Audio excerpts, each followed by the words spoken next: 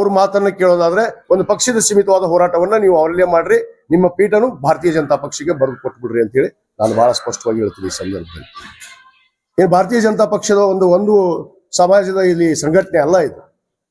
ಪಕ್ಷಾತೀತವಾದ ಹೋರಾಟ ಅಂದ ಮೇಲೆ ಪಕ್ಷಾತೀತವಾಗಿರ್ಬೇಕು. ಯಾರು ನಮ್ಮ ಪಕ್ಷದ ವತಿಯಿಂದ ಯಾರಿಗೆ ಕೇಳಿ ನೀವು ಈ ಹೋರಾಟವನ್ನ ಇವತ್ತು ಘೋಷಣೆ ಮಾಡಿದ್ರಿ? ಈಗಾಗಲೇ ಹಿಂದುಳಿದ ವರ್ಗದ ಆಯೋಗದ ವರದಿ ಬರಬೇಕು, ಸಂಪೂರ್ಣ ವರದಿ ಇಲ್ಲ. ಮಾನ್ಯ ಮುಖ್ಯಮಂತ್ರಿಗಳು ಕೂಡ ಹೇಳಿದ್ದಾರೆ, ಹಿಂದುಳಿದ ವರ್ಗದ ಸಂಪೂರ್ಣ ವರದಿ ಬೇಕು, ಎಲ್ಲಗಳ ಜಿಲ್ಲೆ ಇನ್ನೂ 12 ಜಿಲ್ಲೆಗಳ ಸರ್ವೆ ಆಗ್ಬೇಕು. ಸರ್ವೆ ಆದ ನಂತರ ಮೀಸಲಾತಿ ಚರ್ಚೆ ಆಗುತ್ತೆ. ಅದನ್ನ ಬಿಟ್ಬಿಟ್ಟು ವರದಿನೇ ಇಲ್ಲ, ಏನೂ ಇಲ್ಲ, ಇವ್ರ ಮಾತೆತ್ತಿರಿ ಮೂತಿಗೆ ಅಂದ್ರೆ ಸಮಾಜದವ್ರನ್ನ ಹಾದಿ ತಪ್ಪಿಸುವಂತ ಕೆಲಸ ಇವತ್ತು ನಡೀತಾ ಇದೆ. ಅದಕ್ಕೆ ನಾನು ಸಮಾಜ ಬಂಧುಗಳಲ್ಲಿ ವಿನಂತಿ ಮಾಡ್ಕೋತೀನಿ, ಇದು ಒಂದು ಸಭೆ ಆಗೋವರೆಗೂ ಯಾವುದೇ ನಿರ್ಧಾರ ನಾನು ಒಪ್ಪೋದಿಲ್ಲ. ಇದು ಸಮಾಜದ ಎಲ್ಲರ ಮುಂದೆ ಚರ್ಚೆ ಆಗ್ಬೇಕು, ಎಲ್ಲ ನಾಯಕರು ಇರ್ಬೇಕು. ಅನೇಕ ನಮ್ಮ ಶಾಸಕರು ಕೂಡ ನಾನು ಇವತ್ತು ಮಾತಾಡಿದೆ. ಇವತ್ತು ನಮ್ಮ BR ಪಾಟೀಲ್ ಹಿರಿಯ ಶಾಸಕರು, ಶಿವಾನಂದ ಪಾಟೀಲ್ ಮಂತ್ರಿಗಳಿಗೆ, ಲಕ್ಷ್ಮೀ ಹೆಬ್ಬಾಳ್ಕರ್ ಅವರಿಗೆ, ವಿನಯ್ ಕುಲಕರ್ಣಿ ಅವರಿಗೆ ಮತ್ತು ನಮ್ಮ ಅಶೋಕ್ ಮನಗುಳಿ ಅವರಿರ್ಬೋದು ಮತ್ತು ಅನೇಕ ಶಾಸಕರಿಗೆ ನಾನು ಇವತ್ತು ಮಾತಾಡೇ ನಾನು ಈ ಸಭೆಯನ್ನು ಕರೆದಿದ್ದೀನಿ. ಅವರು ಬರೋರಿದ್ರು, ಅನಿವಾರ್ಯ ಕಾರಣದಿಂದ ಅವ್ರು ಬರೋಕ್ಕಾಗಿಲ್ಲ. ನಾವು ಶೀಘ್ರದಲ್ಲೇ ಒಂದು ಬೆಂಗಳೂರಲ್ಲಿ ಕೂಡ ನಾನು ಸಭೆಯನ್ನು ಕರಿತಾ ಇದ್ದೀನಿ. ನಾನು ಶಿವಾನಂದ ಪಾಟೀಲ್ ಅವ್ರಿಗೆ ಹೇಳಿದ್ದೀನಿ, ಲಕ್ಷ್ಮೀ ಹೆಬ್ಬಾಳ್ಕರ್ ಅವ್ರಿಗೆ ಹೇಳಿದ್ದೀನಿ, ವಿನಯ್ ಕುಲಕರ್ಣಿ ಅವ್ರಿಗೆ ಹೇಳಿದ್ದೀನಿ. ನಾನು ಈ ಶೀಘ್ರದಲ್ಲೇ ಬೆಂಗಳೂರಿನಲ್ಲಿ ಅಧಿವೇಶನ ಪೂರ್ವದಲ್ಲೇ ಒಂದು ಸಭೆಯನ್ನು ಕರಿತೀನಿ. ಸಭೆಯನ್ನು ಕರೆದು ಆ ಸಭೆಯಲ್ಲಿ ನಾವೆಲ್ಲರೂ ಕೂಡಿ ನಿರ್ಣಯ ಮಾಡ್ತೀವಿ ಯಾವ ರೀತಿ ಹೋರಾಟಕ್ಕೆ ಮುಂದೆ ಹೆಜ್ಜೆ ಇಡಬೇಕು. ಸುಮ್ಮನೆ ಮುತ್ತಿಗೆ ಹೋರಾಟ ಅಂದ್ರೆ ಅರ್ಥ ಇಲ್ಲ.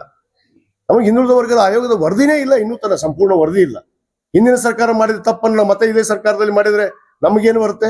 ಇನ್ನು ಬಸವರಾಜ ಬೊಮ್ಮಾಯಿ ಅವರು ತಾಯಿ ಮೇಲೆ ಆಣೆ ಮಾಡಲಿಲ್ಲ, ಹಿಂದೆ ಯಡಿಯೂರಪ್ಪನವರು ಸದನದಲ್ಲಿ ಭಾಷಣ ಮಾಡಿದ್ರಲ್ಲ, ಮೀಸಲಾತಿ ಕೊಡ್ತೀನಿ ಅಂತೇಳಿ ಕೊಟ್ರ? ನಾನು ಇದನ್ನ ಯತ್ನಾಳ್ ಅವ್ರಿಗೆ ಕೇಳಕ್ಕೆ ಇಚ್ಛೆ ಪಡ್ತೀನಿ. ತಾಯಿ ಮನೆ ಆಣೆ ಮಾಡೋ ಹೊತ್ನಾಗ ನಾನು ಇದ್ನಲ್ರಿ ನಿಮ್ ಜೊತೆಗೆ. ಎಲ್ಲಿ ಹೋಯ್ತು ನಿಮ್ ತಾಯಿ ಆನೆ, ನಿಮ್ ಬಸವರಾಜ ಬೊಮ್ಮಾಯಿ ಅವ್ರ ತಾಯಿ ಆನೆ? ಮತ್ತೆ ಹೇಳ್ತೀರಿ 2D ಕೊಟ್ಟಿವಲ್ಲ, 2C ಕೊಟ್ಟಿವಲ್ಲ, ಕೊಡಿಸ್ರಿ ನನಗೆ, ಯಾಕೆ ಇವತ್ತು ಸರ್ಟಿಫಿಕೇಟ್ ಕೊಡಿಸ್ರಿ ಹಂಗ ತಹಸೀಲ್ದಾರ್ ಕಚೇರಿ, ಅದನ್ನ ಒಪ್ಕೋತೀನಿ. ಮತ್ತೆ ತಾವೇ ಭಾಷಣ ಮಾಡ್ತಾರ. ಮೊನ್ನೆ ಬೆಳಗಾಂದಲ್ಲಿ 2D ಯಾವ್ದಕ್ಕೂ ಉಪಯೋಗ ಬರಲಿಲ್ಲ, 2C ಯಾವ್ದಕ್ಕೂ ಉಪಯೋಗ ಬರಲಿಲ್ಲ, ನಮ್ಗೆ 2A ಬೇಕು ಈಗ ಅಂತ. ಮತ್ತೆ 2D 2C ಯಾಕೆ ಒಪ್ಪಿದ್ರಿ? ಇವತ್ತು ಒಪ್ಪಿದವ್ರು ನೀವಲ್ಲ, ನಾನಲ್ಲ. ನಾನು ತಿರಸ್ಕಾರ ಮಾಡಿ ಬಂದಿದ್ದೀನಿ ಅವತ್ತೇ ಅದೇ ವೇದಿಕೆಯಲ್ಲಿ, ಪೂಜ್ಯರ ವೇದಿಕೆಯಲ್ಲಿ ನಾನು ತಿರಸ್ಕಾರ ಮಾಡಿದ್ದೀನಿ. ಇವತ್ತು ಕೂಡ ನಾನು ತಿರಸ್ಕಾರ ಮಾಡ್ತೀನಿ. ಈ ಹೋರಾಟ ಆದ್ರೆ ನಾವು ಬರೋದಿಲ್ಲ, ಪಕ್ಷದ ಸೀಮಿತವಾದ ಹೋರಾಟಕ್ಕೆ ನಾವು ಒಪ್ಪೋದಿಲ್ಲ. ಇದು ನನ್ನ ಸ್ಪಷ್ಟ ನಿರ್ಧಾರ. ಅದಕ್ಕೆ ನಾನು ಸಮಾಜ ಬಂಧುಗಳ ಮುಂದೆ ಇವತ್ತು ಅದನ್ನು ತಂದಿದ್ದೀನಿ. ಅವರು ಅದನ್ನು ಚಿಂತನೆ ಮಾಡ್ತಾರೆ. ನಾನು ಸಮಾಜ ಬಂಧುಗಳಲ್ಲಿ ವಿನಂತಿ ಮಾಡ್ಕೊತೀನಿ, ತಪ್ಪು ಹೆಜ್ಜೆಯನ್ನು ಇಡೋದು ಬೇಡ. ಪಕ್ಷಕ್ಕೆ ಸೀಮಿತವಾದ ಹೋರಾಟ ಆಗಿಲ್ಲ.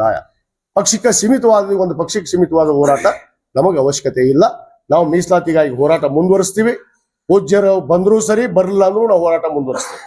ನಾವು ಮಾನ್ಯ ಮುಖ್ಯಮಂತ್ರಿಗಳ ಹತ್ರ ನಿಯೋಗ ಹೋಗ್ತೀವಿ, ಅದನ್ನ ಸಂಪೂರ್ಣ ವರದಿ ತಗೊಂಡು ಮುಂದೆ ಸಭೆ ಮಾಡಿಸ್ತೀವಿ. ಅದನ್ನ ಒಂದು ದಿವಸ ನಾವು ಖಂಡಿತವಾಗಿ ಮಾನ್ಯ ಮುಖ್ಯಮಂತ್ರಿಗಳ ಮನವೊಲಿಸಿ ನಾವು ಮೀಸಲಾತಿಯನ್ನ ಪಡಿತೀವಿ ಅನ್ನೋ ಒಂದು ಮಾತನ್ನು ಕೂಡ ಈ ವೇದಿಕೆ ಮುಖಾಂತರ ಹೇಳಕ್ಕೆ ಇಚ್ಛೆ.